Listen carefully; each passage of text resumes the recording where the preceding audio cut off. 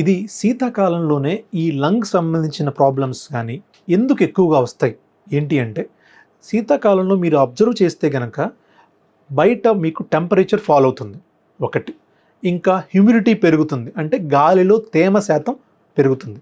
ఈ climatic changes, ఇంకా మీకు ఎలర్జన్స్ పెరుగుతాయి క్లైమేట్లో. ఈ 3 ఫ్యాక్టర్స్ కూడా మీకు రెస్పిరేటరీ ఇల్నెసెస్, అంటే క్రానిక్ రెస్పిరేటరీ ప్రాబ్లమ్స్ ఎవరైతే ఉంటారో, ఆస్తమా కానీ, ఎలర్జీ కానీ, సిఓపిడి కానీ, ఐఎల్డి కానీ, ఎవరైతే ఈ 4 కండిషన్స్ మీద ఉంటారో వాళ్ళకి ఈ ఎఫెక్ట్స్ వెంటనే వచ్చే ఛాన్సు చాలా చాలా ఎక్కువ. అసలు ఎందుకు ఇలా జరగాలి? చల్లగా ఉంటే ఏమైంది? బయట చల్లగా ఉన్నంత మాత్రాన మీకు రెస్పిరేటరీ ఇన్ఫెక్షన్ ఎందుకు రావాలి అంటే, దానికి సైంటిఫిక్ ఎక్స్ప్లెనేషన్ ఏంటంటే, ఇప్పుడు మీకు నోస్ నుంచి థ్రోట్ వరకు, గొంతు వరకు ఇక్కడ ఒక న్యాచురల్ ఎయిర్ కండిషనింగ్ సిస్టమ్ ఉంటుంది. అంటే ఏంటంటే, మీరు నార్మల్గా మీరు హెల్దీ హ్యూమన్ బీయింగ్ అయితే, హెల్దీ పర్సన్కి మీరు గాలి తీసుకున్నప్పుడు మనం ఎంత టెంపరేచర్లో తీసుకుంటాం గాలి? ఒక 26 degrees, 24 degrees, లేదంటే 27 degrees రూమ్ టెంపరేచర్లో మనం గాలిని లోపలికి తీసుకుంటాం. కానీ మీ లంగ్స్కి కావాల్సిన గాలి ఏ టెంపరేచర్లో ఉండాలి? మీ లంగ్స్కి కావాల్సిన గాలి టెంపరేచర్ ఉండాల్సిన 37 degreesలో. ఎందుకంటే మీ బాడీలో ఉన్న అన్ని పార్ట్స్ కూడా ఐడియల్గా పనిచేయాలి అంటే లోపల 37 degreesలో పనిచేస్తూ ఉంటాయి.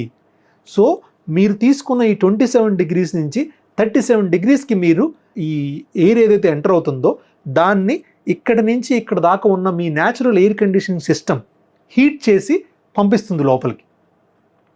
సో ఆ హీట్తో పాటు కొంచెం హ్యూమిడిటీ కూడా యాడ్ చేస్తుంది.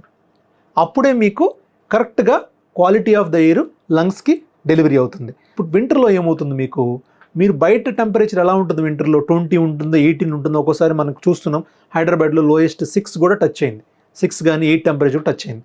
సో అలాంటప్పుడు ఏమవుతుంది, ఆటోమేటిక్గా మీరు తీసుకున్న ఎయిర్ 6, 7, 8 degreesలో ఉంటే, ఆ 10 degreesలో ఉంటే దాన్ని 10 నుంచి 37 degrees హీట్ చేయాలి మీ natural air condition system, sinus system. ఎట్లా చేస్తుంది? అసలు చేసే ఛాన్సే లేదు కదా. అంత హై టెంపరేచర్ డిఫరెన్స్ని మెయింటైన్ చేయాలంటే కుదరదు. సో ఆ డిఫరెన్స్ మెయింటైన్ చేయలేక అది 10 నుంచి 15 వరకు, 10 నుంచి 17 వరకు హీట్ చేసేసి పంపిస్తుంది లోపలికి. ఇంకా అప్పుడు ఏమవుతుంది, ఈ లో టెంపరేచర్ హై హ్యూమిడ్ ఎయిర్ని లంగ్ టచ్ అవ్వటం వల్ల లంగ్ ఇరిటేట్ అవుతుంది. ఎందుకని? అది దాని డిజైన్ అనేది 35, 36 degreesలో చేయడానికి అది తయారు చేయబడింది. కానీ మీకు లో టెంపరేచర్ హై హ్యూమిడిటీ తేమ శాతం ఎక్కువ ఉన్న గాలి వెళ్తూ ఉంది, ఆటోమేటిక్గా ట్రిగ్గర్ వస్తుంది. ఈ ట్రిగ్గర్ వల్ల ఏమవుతుంది, ఎయిర్వే ఎపిథీలియం ఏదైతే ఉంటుందో, లంగ్ లోపల ట్యూబ్స్లో ఉన్న ఎయిర్వే ఎపిథీలియం ఉందో దాంట్లోంచి సెక్రెషన్స్ రావడం మొదలవుతుంది. ఆ సెక్రెషన్స్ ఇంటర్న్ మళ్ళీ మీకు ఇన్ఫెక్షన్ లాగా డెవలప్ అవుతుంది. అప్పుడు ఆ ఇన్ఫెక్షన్ వచ్చినప్పుడు ఈ ఏదైతే గాలిలో ఉన్న వైరస్లని పట్టుకునే కెపాసిటీ కూడా తగ్గిపోతుంది లంగ్కి. ఎందుకని? అడ్డంగా ఈ సెక్రెషన్స్ అన్నీ వచ్చి పడ్డాయి. సో ఆ సెక్రెషన్స్ మీద వైరస్లు కూడా ల్యాండ్ అవుతాయి. సో ఆటోమేటిక్గా మీకు ఆ వైరస్ వచ్చేసి ఇన్ఫెక్ట్ చేస్తుంది. సో ఇది దీని వెనక ఉన్న సైంటిఫిక్ బేసిస్, ఎందుకని మీకు వింటర్లో ఇన్ఫెక్షన్స్ రావటం. ఇప్పుడు ఈ వింటర్లో మనకి ఇన్ఫెక్షన్స్ ఇవి కానీ ఎగ్జాసర్బేషన్, ఆల్రెడీ ఉన్న లంగ్ డిసీజ్ ఎగ్జాసర్బేట్ కాకుండా మనం ఏం జాగ్రత్తలు తీసుకోవాలి? ఒకటి, నార్మల్ పర్సన్ తీసుకోవాల్సిన జాగ్రత్తలు, ఇంకొకళ్ళు ఆల్రెడీ లంగ్ డిసీజ్ ఉన్న వాళ్ళు తీసుకోవాల్సిన జాగ్రత్త. ఇందులో ఆల్రెడీ లంగ్ ప్రాబ్లం అంటే ఆస్తమా కానీ, ఎలర్జీ కానీ, సిఓపిడి కానీ, ఐఎల్డి ఉన్న వాళ్ళు ఆల్రెడీ ఉన్నాయి కాబట్టి మీరు కోల్డ్కి అసలు 100% ఎక్స్పోజ్ అవ్వకూడదు. మాస్క్ పెట్టుకోవాలి. ప్లస్ టూ లో టెంపరేచర్ ఉన్న దగ్గర ఉండకూడదు.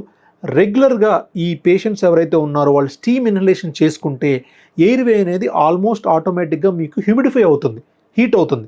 అంటే ఆర్టిఫిషియల్గా మీరు హీట్ చేసుకుంటున్నారు ఎయిర్వేస్ని. అప్పుడు మీకు బయట నుంచి ఒక సపోర్ట్ లాగా ఉంటుంది. సో దానివల్ల మీరు లంగ్ డిసీజ్ రాకుండా ఓవర్కమ్ చేసే అవకాశం ఉంది. ఎవరైతే నార్మల్ పర్సన్స్ ఉన్నారో, ఎవరికైతే లంగ్ డిసీజ్ లేదో వాళ్ళకి అప్పర్ రెస్పిరేటరీ ఇన్ఫెక్షన్స్ వచ్చే అవకాశం ఎక్కువ. వాళ్ళు ఏం చేయొచ్చు, ఫ్రీక్వెంట్గా థ్రోట్ వాష్ చేసుకోవడం కానీ, బయటికి వెళ్ళి వచ్చిన తర్వాత కానీ, ఏదన్నా న్యూ ప్లేస్కి వెళ్ళి వచ్చిన తర్వాత థ్రోట్ వాటరింగ్ కానీ, గార్గ్లింగ్ చేయటం వల్ల ఈ ఏరియాను కనుక మీరు క్లీన్గా ఉంచుకోగలిగితే మీకు నార్మల్గా ఉంది కాబట్టి రెస్పిరేటరీ మ్యూకోజా దానిపైన అది చేస్తుంది. అది చేస్తున్నప్పుడు ఆటోమేటిక్గా కండిషనింగ్ బాగుంటుంది కాబట్టి మీకు లంగ్స్లోకి ఇన్ఫెక్షన్స్ మెటీరియల్స్ కానీ, పార్టికల్స్ కానీ, వైరసెస్ కానీ వెళ్లకుండా మిమ్మల్ని మీరు కాపాడుకోవచ్చు.